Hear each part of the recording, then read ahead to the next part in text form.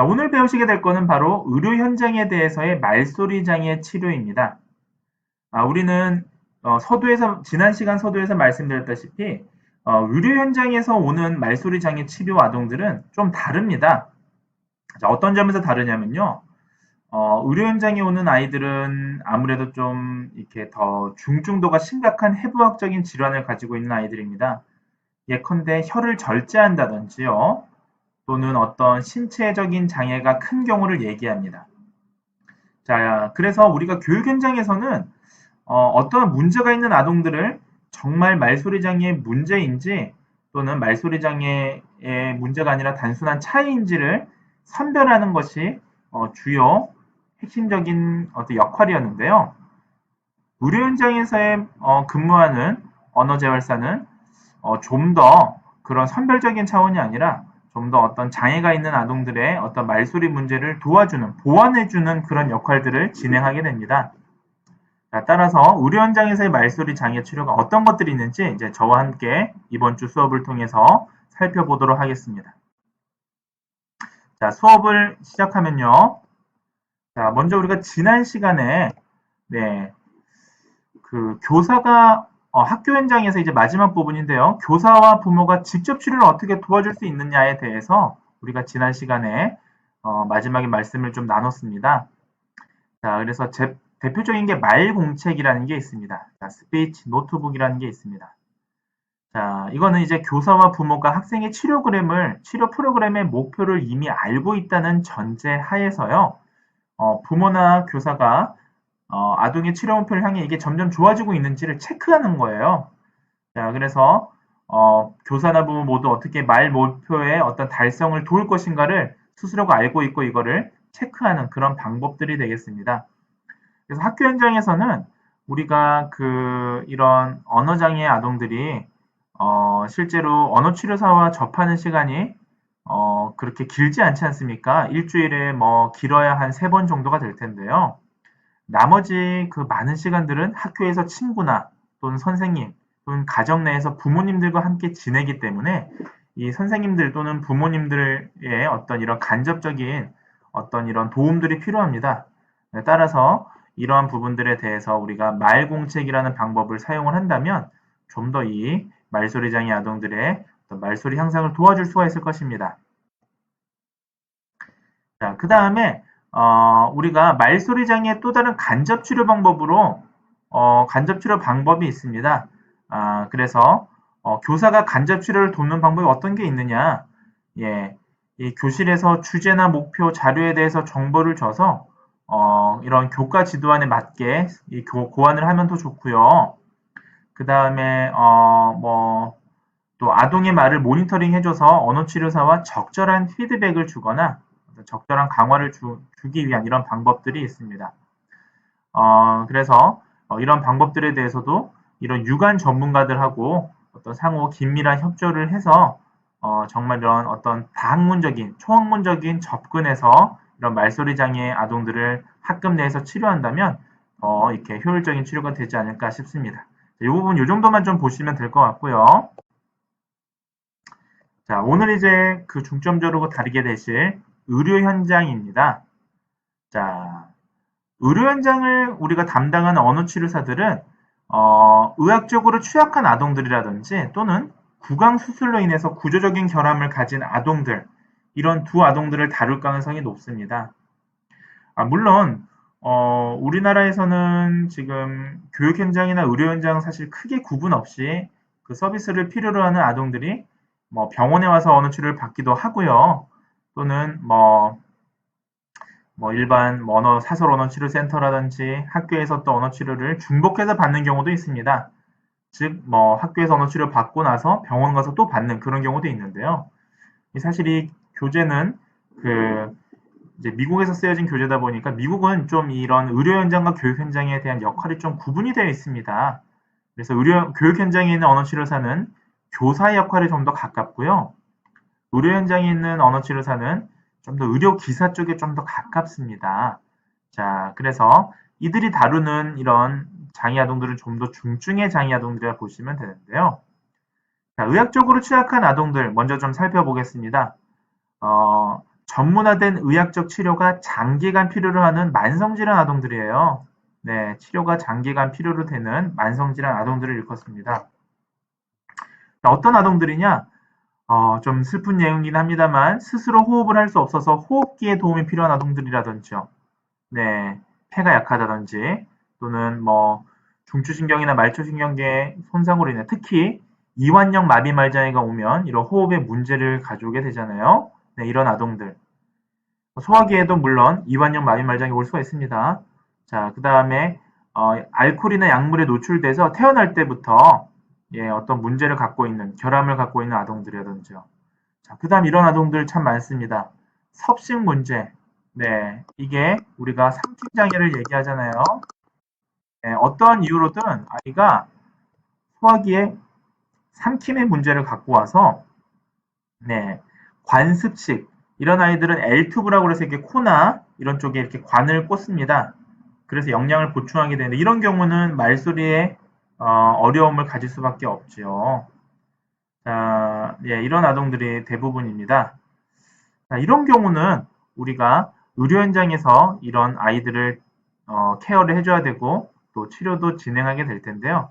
이런 아이들에게 우리가 다룰 수 있는 그런 의료 현장에서의 이런 아이들이다라는 걸 초점을 맞추고 있다라는 걸 이 슬라이드에 설명을 하고 있습니다. 자, 이런 아이들은요, 언어 발달만 문제가 아니라 여러 가지 의학적인 도움을 필요로 합니다. 특히 말에 미치는 영향을 의학적 상태가 말 언어 발달 시기 동안 이렇게 나타나게 되면요, 심해지죠. 네, 뭐 호흡이라든지 공명이라든지 이런 문제가 언어 발달 시기 동안 같이 함께 나타나면 말뿐만이 아니라 언어 문제까지도 초래될 수가 있습니다. 또 뭐 일부에 국한되긴 합니다만 의학적으로 취약한 아동에게서 나타나는 언어나 음성 문제에 또 우리가 초점을 둬야 됩니다. 그러니까 여러분들이 만약에 이제 병원에서 근무하시면서 이런 아동들에 대한 어떤 그 보호자들 상담을 하시게 되거나 하시면 여러분들은 말 문제에만 국한해서 예후를 설명할 것이 아니라 이 아이들이 갖고 있는 여러 의학적인 어떤 상태들, 네, 원인 질환들을 잘 파악해서 네, 그런 문제들에 대해서도 종합적으로 상담을 현실적으로 해주셔야 됩니다. 예컨대 이런 만성적인 문제가 지속돼서 호흡 문제를 계속 갖고 있는데 그로 인해서 이런 발음 문제가 초래가 되었는데 호흡 문제를 해결하지 않고는 이 발음 문제가 완벽하게 완치되기가 어렵지 않습니까? 이러한 부분들에 대해서도 부모님들에게 잘 알려줘야 되는 거예요. 그래서 이런 문제가 아주 쉽게 해결될 수 있는 건 아니다라는 것도 잘 알려줘야 됩니다. 자, 하시고요. 자, 그렇다면 의학적으로 취약한 아동들을 우리가 어떻게 평가하느냐? 사실 평가 방법은, 평가 도구는 이전의 교육 환경과 유사합니다. 사실 우리가, 뭐 여러분들이 잘 아시다시피, 언어 치료 검사 도구가 교육 환경에서의 쓰는 검사 도구가 따로 있고, 이런 의료 환경에서 쓰는 검사 도구가 따로 있고 한 건 아니에요. 뭐 예를 들면 유탭이라는 검사, 이런 표준화된 어떤 발음 검사는 교육 환경에서도 사용하고 의료 환경에서도 사용을 하지요. 자, 하지만 우리가 의학적으로 취약한 이런 상황에 있는 의료 문제를 갖고 있는 이런 아동들 같은 경우에는 조금 더 주의점이 있습니다. 자, 어떤 것들이 있느냐? 일반적으로 예방 조치가 매우 중요합니다. 우리가 평가를 할 때, 이 아이가 뭐 더 악화가 된다든지 한다면 그 평가를 온전하게 진행할 수가 없겠죠. 뭔가 이렇게 조치를 취한 다음에 진행을 해야 될 겁니다. 아동의 호흡 문제가 있다면 산소 공급이나 이런 걸 잘 평가를 해야 될 테고요. 무엇보다 자극을 과하게 주면 안 됩니다. 네. 이 여기서 자극을 과하게 주지 말라는 의미에는 이런 너무 이 대상자의 피로도를 요하는 이런 아주 장기간의 검사도 좀 조심해야 된다라는 의미까지 함축되어 있습니다. 자, 과하게 만지면 안 되고요. 네. 또한 이런 아동들이 의학적으로 취약한 아동들이 적절한 자세를 잡을 수 있도록 해야 되고 또 치료 절차에 대해서 공포도 완화시켜 줘야 됩니다. 자, 이렇게 돼야 되고요. 이런 부분들이 의학적으로 취약한 아동들의 평가에 필요하다라는 거 말씀을 드리면서 넘어가도록 하겠습니다. 자, 우리가 앞서서 의학적으로 의료 환경에서 볼 수 있는 아동들은 의학적으로 취약한 아동들 또 있고요. 두 번째 이제 유형이 바로 구강 수술로 인한 구조의 결함을 가진 아동들이에요. 자, 이 아동들은 어떤 아동들이냐면 뭐 호흡이 약하거나 이제 그런 문제가 아니라 어떠한 이유로 구강 수술을 한 경우입니다. 그래서 구강 구조의 일부분을 잘라낸 거예요. 이제 그러다 보니까 수술을 좀 제거하다 보니까 그로 인해서 발음이나 이런 거에 좀 결함을 보이는 경우입니다. 이런 경우는 어떻습니까? 운동적인 결함에 더 가깝죠. 예, 그래서 좋은 치료적인 걸로 좀 접근을 해야 되는데요. 자, 한번 살펴보시죠.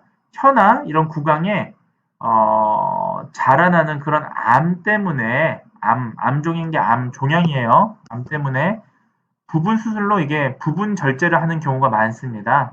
자, 그렇게 되면 어떤 결과를 초래하게 되냐면요. 조업 능력뿐만이 아니라 때로는 삼킴 기능도 저하되기도 합니다. 이 혀가 실은 이 음식물을 삼키는데 아주 중요한 역할을 하거든요. 자, 그래서 이런 뭐 구강이나 구인두 구조의 적출을 요하는 이런 병리적인 상황에서 상황을 접하다 보면 결국은 이제 말 발음에도 이런 문제를 가져올 수밖에 없는데요. 특히 말에 가장 큰 영향을 미치는 경우는 바로 혀절제술입니다. 예, 좀 안타깝긴 하지만 어린 나이에 또는 나이가 뭐 들어도요, 혀를 절제하는 경우는 예, 여러분들이 너무너무 잘 유추할 수 있다시피 말 명료도, 네, 말 명료도, 말 명료도라는 게 뭔가요? 정확도를 얘기하는 거예요. 이거는 정확도. 자, 정확도라는 건 뭡니까? 예, 아주 객관적으로 이 사람이 대상자가 발음하는 거에 대한 오조음, 이 전체 발음의 오조음 비율을 얘기하는 거죠. 네, 이런 것들, 이런 거에 영향을 미칠 수가 있습니다. 자, 비슷한 의미로 이해 가능도라는 것도 있죠. 이해 가능도는 뭡니까? 이거는 이 약간 주관적인 거죠. 청자가 듣고 들었을 때 발음에 대한 어떤 정확도를 얘기하는 거예요. 이해 가능한 정도를. 자, 어쨌든 이런 거에 영향을 미치게 됩니다. 자, 때로는 이런 구강 수술로 인한 구조의 결함을 가진 어떤 대상자들을 따로 이렇게 분리해서 이렇게 설명한 이유 중에 하나는 이 사람들은 어떻습니까? 구강 구조가 완벽하지가 않죠, 지금. 혀의 일부를 만약에 절제했다고 하면 어떠한 경우에는 이게 완벽하게 발음을 산출하기가 어려울 겁니다. 자, 그렇기 위해서 국외보안 보철기구 같은 이런 보조기구를 사용하는 상황이 생깁니다. 자, 그래서 이런 보조기를 우리가 도와주고 사용법을 가르쳐 주는 것도 언어치료사의 하나의 역할이 되죠. 자, 그래서 이런 역할들 좀 보시면 환자에게 필요한 보철기 이런 평가를 하게 되고요. 말삼킴을 촉진할 수 있는 특성도 우리가 고안도 해봐야 되고요. 또 이런 말과 삼킴의 이런 보장구가 이제 미치는 효과도 평가를 하게 됩니다. 이런 것들을 이제 우리가 의료 현장에 있는 언어치료사는 좀 평가를 해야 되는 게 특수성이 있는 거죠. 자, 그 다음에 보철기를 관리하는 것도 또 가르쳐 줘야 돼요, 환자한테. 네, 어떻게 세척을 하고 어떻게 뭐 평상시에 어떻게 두고 하는 것도 알려줘야 됩니다. 자, 그 다음에 그 보철기를 착용해서 말하고 삼키는 방법에 대한 지속적인 모니터링도 이런 의료 환경에 있는 근무한 언어치료사의 또 다른 역할이라 볼 수가 있는 거죠. 그러니까 단순한 치료사 역할을 떠나서 어떤 케어를 해주는 또 관리를 해주는 그런 역할도 같이 함께 하는 겁니다. 혀절제술 환자에 대해서는 레오나드라는 사람이 여러 가지 이제 평가 방법을 이렇게 좀 제안을 했는데요. 먼저 오류를 보이는 말소리를 확인을 하게 됩니다. 그래서 오류의 원인을 파악하고 오류 말소리를 새로운 조정된 방법으로 산출을 가능한지 여부를 또 평가를 하게 되는 거죠. 오류를 보이는 말소리를 어떻게 확인하느냐? 미국에서는 골드만 프리스토 조음 검사라는 게 있습니다. 이게 공식 검사입니다. 자, 근데 하지만 우리나라에서는 실은 뭐 혀저질소 환자를 위해서 특별히 고안된 검사가 따로 있는 건 아니기 때문에 만약 우리나라 아동들이라면 또 우리나라 대상자들이라면 뭐 에이펙이라든지 유탭으로 검사를 하시면 됩니다. 자, 그 다음에 말 명료도 검사를 하게 됩니다. 그래서 비공식적인 평정 척도, 예, 그러니까 비공식 검사죠. 또 이런 것들을 이용하거나 마비말장애 말명료도 평가를 이용합니다. 외국에서는 뭐 프랜차이, 뭐 마비말장애 평가라는 것도 있고요. 이런 걸 통해서 검사를 하게 되는 거죠. 그래서 낱말 명료도라든지 문장 명료도라든지 명료한 말의 비율이라든지 의사소통의 효율성 등을 평가를 해줘야 됩니다. 자, 이런 혀절제술 환자를 위해서도 이런 평가들이 필요하다라는 게 외국에서 이게 좀 권장되는 그런 부분들이고요. 아직 이 부분에 대해서는 우리나라 같은 경우는 아직 어떤 지침이라든지 어떤 그런 것들이 좀 많이 이론적인 부분들이 약합니다. 그래서 여러분들이 나중에 혹시라도 이제 졸업하시고 연구자의 길을 택하시게 되면 이런 특수한 의료 환경에 처한 사람들을 위한 하나의 매뉴얼이라든지 평가 도구를 개발하는 것도 참 의의 있는 일이라고 생각이 듭니다. 자, 또 문제의 원인 규명을 위해서 구강기제 검사도 시행합니다. 자, 구강기제 검사라는 건 어떤 건가요? 구강을 잘 움직일 수 있는지, 구조가 어떠한지, 뭐 대칭적인지, 비대칭적인지, 마비는 어떠한지 이런 것들을 또 검사를 시행하게 됩니다. 자, 그 다음에 마지막으로 평가에서 환자가 현재 생략하거나 왜곡하는 목표음을 내는데 이용할 수 있는 어떤 위치나 구조를 어떻게 발달할 수 있는지도 판단을 하게 되는 거죠. 자, 이런 것들을 종합적으로 판단을 하고요. 자, 치료는 예, 비슷합니다. 사실 운동적인 치료에 아주 유사합니다. 그래서 운동 범위나 강도를 향상시키고요. 예를 들면 혀의 움직임이 예전에는 아주 적었다면 혀의 움직임을 많이 늘려주는 그런 것들이 운동 범위, range of movement라고 하죠. ROM 이런 것들을 향상시켜주고 특정 말소리를 반복해서 연습시켜주고요. 또 대조 반복 연습을 이용하고 말 속도를 늦추고 네, 자 때로는 이제 뭐 억양 패턴이나 얼굴 표정 이런 것도 의사소통에 최대한 많이 이용해야겠죠. 우리가 의사소통이라는 게 우리가 단순히 말이나 언어에만 국한될 게 아니라 만약 그런 부분들이 좀 미약하다면 제스처라든지 이제 여러 가지를 종합적으로 총체적으로 의사소통을 이용할 수 있으셔야 됩니다. 자, 근데 이렇게 해도 정말 뭐 향상이 안 되는 뭐 결함이 너무 커서 구조적인 결함이 커서 어떻게 보완이 안 되는 경우에는 보완 대체 의사소통을 고려하겠죠. 최종 이제 궁극적으로는 자, 어떻게든 이 사람의 의사소통을 이제 유지시킬 수 있는 그러한 방법을 우리가 고민해야 되는 거예요. 예, 보완 대체 의사소통이 되겠는데요. 그래서 이런 부분들도 언어 치료사가 고민해야 됩니다. 이게 뭐 의사 선생님이라든지 뭐 다른 재활 전문가가 해줄 수 있는 게 아니기 때문에 의사소통에 대해서 보완 대체 의사소통은 담당한 언어 치료사가 고민하고 결정해야 될 문제죠. 자, 이런 거는 학교 환경에서 언어 치료사와는 아주 역할이 다른 겁니다. 이런 점에서 아주 판이하게 다른 역할을 하게 되는 거죠. 자, 그래서 오늘에 대한 이제 핵심 내용을 좀 다루면서 오늘 이번 주 수업을 좀 마치도록 하겠습니다. 자, 그래서 우리가 이런 말소리 장애에 있어서는 결국 조음 장애와 음운 장애가 좀 서로 다르더라라는 게 이걸 반드시 우리가 알아야 되는 그런 부분들이에요. 그래서 개별 말소리를 정확하게 산출하는데 문제가 있는 것이 조음 장애고요. 말소리를 다루는 규칙, 패턴을 완전히 습득하지 못해서 거기에 오류 패턴, 자, 오류의 패턴이 있다면 의문장애인데 이러한 것도 우리가 잘 파악해서 다뤄줘야 됩니다. 항상 조음장애와 의문장애의 구분이 명확한 건 아니기 때문에 우리가 이러한 것들을 잘 그래도 치료 방법이나 이런 접근법이 좀 다릅니다. 서로가. 그러니까 이런 것들을 잘 파악을 해주고 또 대상자들, 특히 보호자들에게 이런 원인이 서로 다르기 때문에 서로 다른 치료법을 좀 다른 치료법을 거기에 적합한 치료법을 씁니다라는 걸 정확하게 이해시켜 줘야 됩니다. 이런 것들이 우리가 상담의 필요죠. 이유죠. 자, 그렇게 진행이 돼야 된다라는 거 말씀을 드렸고요. 자, 그래서 계속 뭐 거듭 반복됩니다만 오늘 배우셨던 또 다른 개념 중에 하나는 말소리 장애의 원인. 그래서 기질적인 조음 장애가 있고 기능적인 조음 장애가 있는데 자, 기질적인 조음 장애는 구조나 신체, 뭐 신경학적 결함 이런 거에 기인한 게 기질적 조음 장애다라는 거 오늘 배우셨습니다. 자, 그다음에 기능적 조음 장애라는 건 원인 미상인 경우에 그러니까 기질적인 문제가 아닌 경우에는 기능적 문제라고 얘기를 많이 합니다. 그래서 문제를 유발하는 원인이 명확하지 않을 때 우리가 기능적 조음 장애다라고 얘기를 하죠. 자, 어쨌든 상담에서는 원인을 정확하게 이해시키고 알려주는 게 상담의 시작이에요.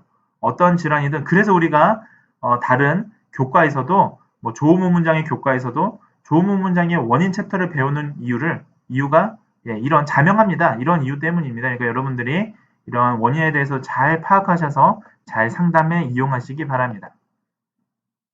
네, 오늘 수업은 사실 25분 수업인데 조금 일찍 좀 마치게 된 것 같아요.